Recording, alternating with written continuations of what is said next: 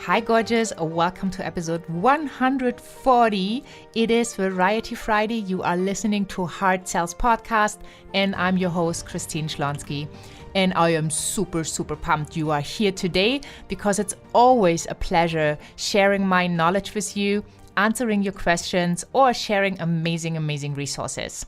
So hop on over to christineschlonski.com, find the podcast tab, and get the show notes, the transcripts, all the resources we are talking about in the show notes for this podcast episode.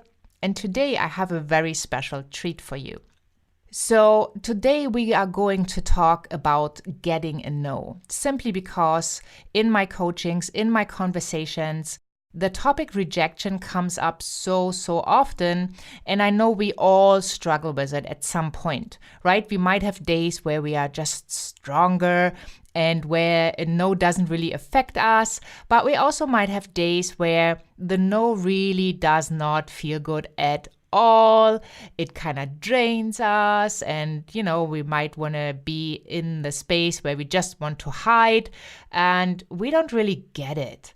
Sometimes we go for one no after the other, and then the amazing yes comes along. So today I want to share a very wonderful book that I just read a while ago, and I thought this would be such an amazing topic to talk to you about today. So one of my wonderful friends is the co-author of Go for No, Yes is the Destination, No is How to Get There. And I had the honor to interview Andrea for the Sales Mentality Makeover Masterclass, as well as for Heart Sells Podcast. Her episodes are episode number 21 and number 22. So if you go to christineschlonski.com, find the podcast tab, you just need to scroll and you can listen to these wonderful episodes. Also, one of our listeners at Heart Sells, Leo Quinn, was really inspired by those interviews with Andrea. He has had the book Go for No on his bookshelf forever, and he decided to come up with a wonderful challenge for himself, the Summer of 1,000 No's. And he reached out and asked for an interview, and we actually had the conversation in summer.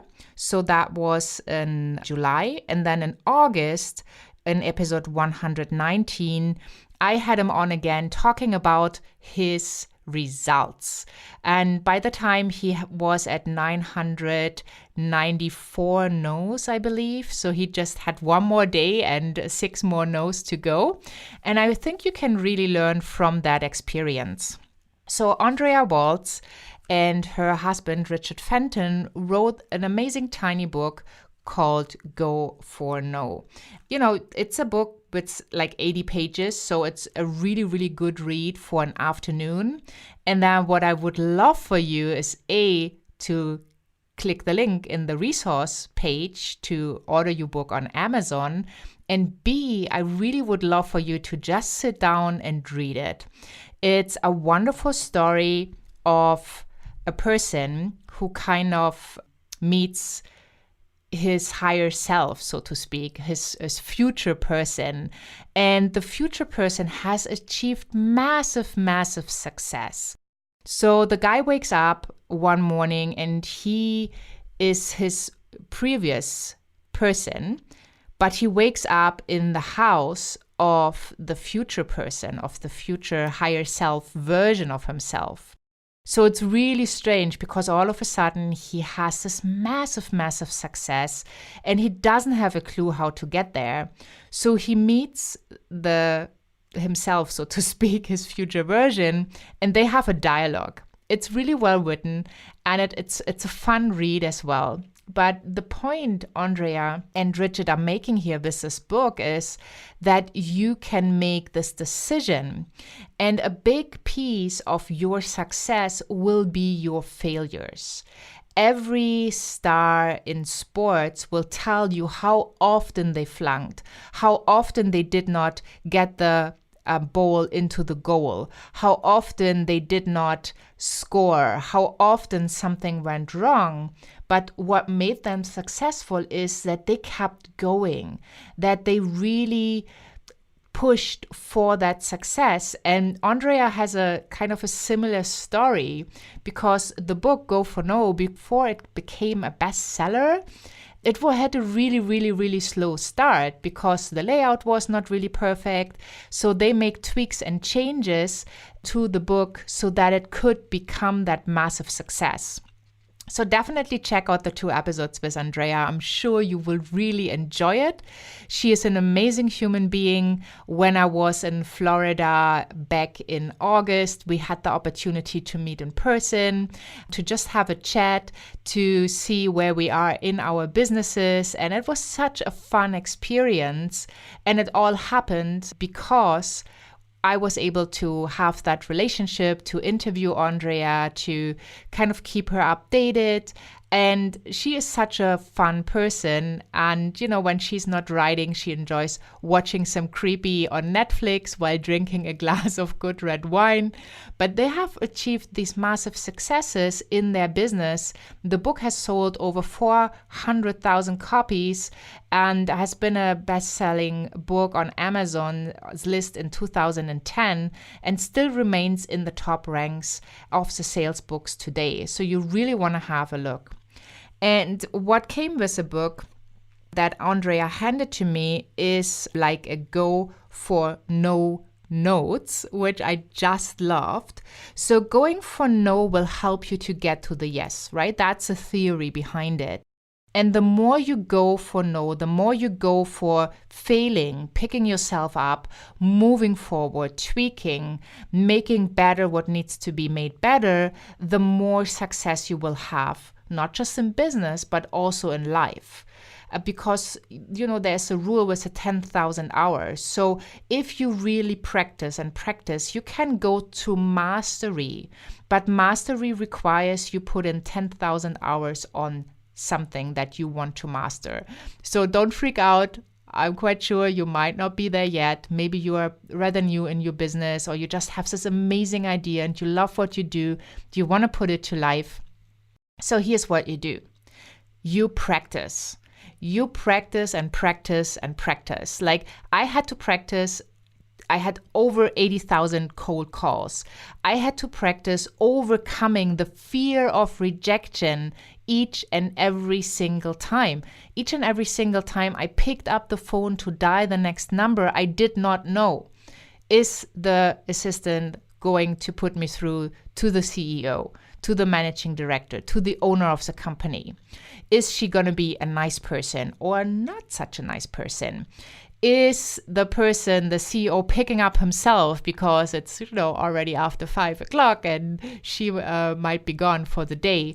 So every time I picked up the phone that I did not call one of my clients, where I obviously then had the mobile phone number, I didn't know what to expect. And this feeling of not knowing to expect makes us so uncomfortable, because obviously we just want to have it easy, right? There is no reason to hustle and to push so hard if there is another easier way. But pushing myself, failing so often really, really helped me to become the person that I am today. It really, really helped me to teach you now how to feel comfortable with sales, how to make sales a fun experience, how to really thrive, how to be authentic and natural in your conversations, because I've been there. I remember my hand shaking when I tried to dial the numbers the very first times when I started my new career. I remember when I stopped working for that company, when I started my own path, when I crafted my own ideas and brought my own solutions into the marketplace, how scary it was to have the first conversations and to ask for money for something that I had created, where I needed to own my awesomeness, where I needed to own the value that I was giving to the world. And you might be in a similar situation where you're not quite sure, well, is this having enough value for the people I want to serve? Is this the right price point? Is this the right package? Is it really worth what I am asking? And you will only figure that out by serving people. The rest is just theory in your had. So I'm going to share with you the Go for No notes that I have received from Andrea. So basically it is that you can achieve virtually everything you want if you are willing to hear no often enough. So I want to encourage you. How more often can you hear no? What can you do today, tomorrow, this week, till next Variety Friday that really helps you to collect more no's, right? What can you do? Because the more no's you collect, the more yeses you will get. So yes and no are not opposites, it says. They are opposite sides of the same coin. And I think that's really, really important. So the no quotient is far more important than your IQ. Right? Every smart person, you can turn your ideas in your head. If you don't act up on it because you are afraid of a no, you will never ever get somewhere. So make sure you are asking more often for the sale. You are asking not just once, but maybe 2 times, 3 times, 5 times. Sometimes you have to ask 6 or 7 times. I remember in corporate, I was kind of wanting to get that one client, and it took me 3 years. It took me 3 years to get the yes. The amazing thing was, even though I delivered the same product, I was able to sell it once I sold it for 40% more of the initial price I had offered. And the client was so happy that they kept working with me.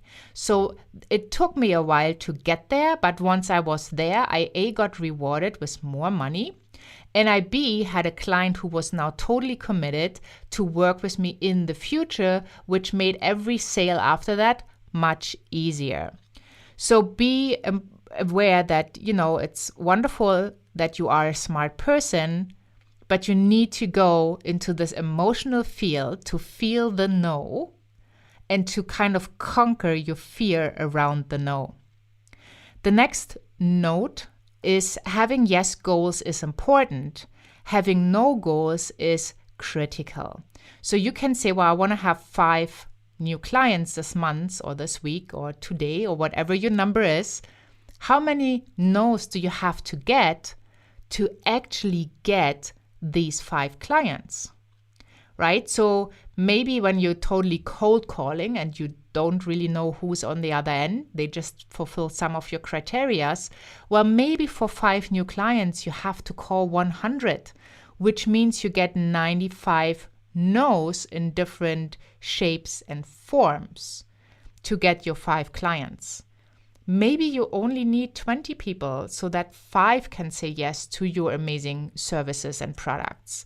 So you have to know both of these goals, the yes goals, which is obviously your direct outcome, and you have to know your no goals, because when you know you have to collect 50 no's, you can just go and start counting, right? And then when you are maybe at your 40th no, well, maybe the yes is pretty close. And that's actually what happened to me when I sold my very first high-ticket live event over the phone.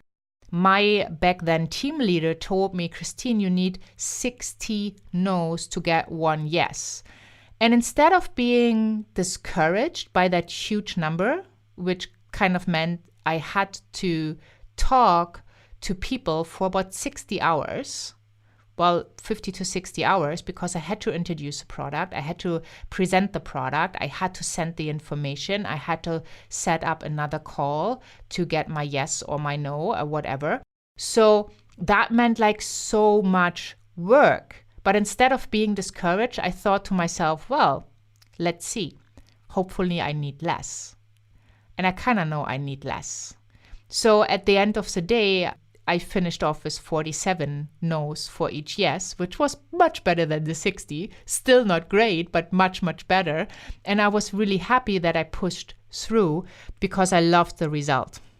The next note is you react to yes, and your reaction to yes and no should be of equal emotional intensity. Right? If a no really tears you down, that's not cool. It will waste a lot of your time and emotions.